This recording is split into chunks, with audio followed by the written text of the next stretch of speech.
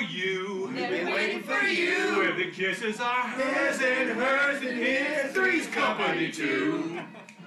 Let's suck on my boob. Come and suck on our boobs. You know I got two. I know I got them too. Him and her. Three's company too. Come and fart on her tits. I got shit on there too. Sexual harassment too. I can't help it, it comes out all over your big ass boobs. I wish I had a pair too.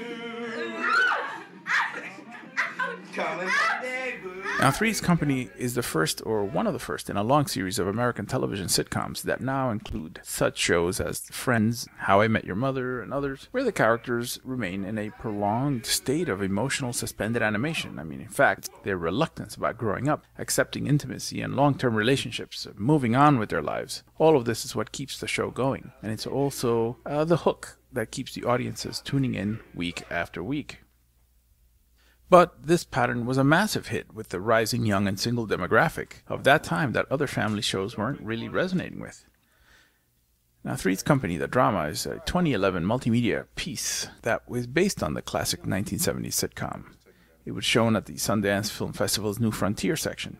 It's a humorous look at the social and sexual dynamics of the 1970s in the form of a retake of one of the episodes of this long-running sitcom. James's work is based on an actual episode from the 4th season of the TV sitcom, but plays up the drama of the original, as the title of that work makes clear. I have to say that there are 3 patterns typical of James's creative process that are key to this installation. First, we really immediately notice the strategy of using actors of a different gender than the characters in the TV show, as if to push out onto our conscious attention the fact that the characters played very stereotypical roles. And through this kind of glaring contrast, James shows how their behavior was defined by very narrow gender expectations of the time.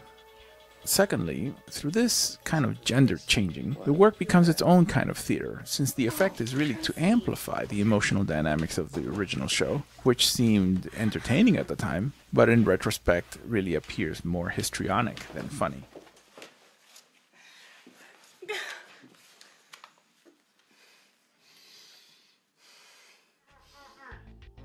The third strategy is staging. The stage for this piece is a triple reference. While the campy and obvious side of the show is made transparent, and at the same time the psychological or latent aspect of the sexual attraction was hidden inside the comedy, everything was packaged in a safe form where the television stage is their living room on the show. And James's installation is set up like a living room as well, where the walls surround the viewers with projections of the work. And all of this, of course, reflects the proverbial living room where America was watching the show unfolding for 8 seasons. See you later, Phil. I was afraid this was going to happen. What the? You knew about this? You knew about all of this, Larry? Yeah, Burley told me about it yesterday before I went to Vegas. Why didn't you come up and tell me? What? Because the meter was running.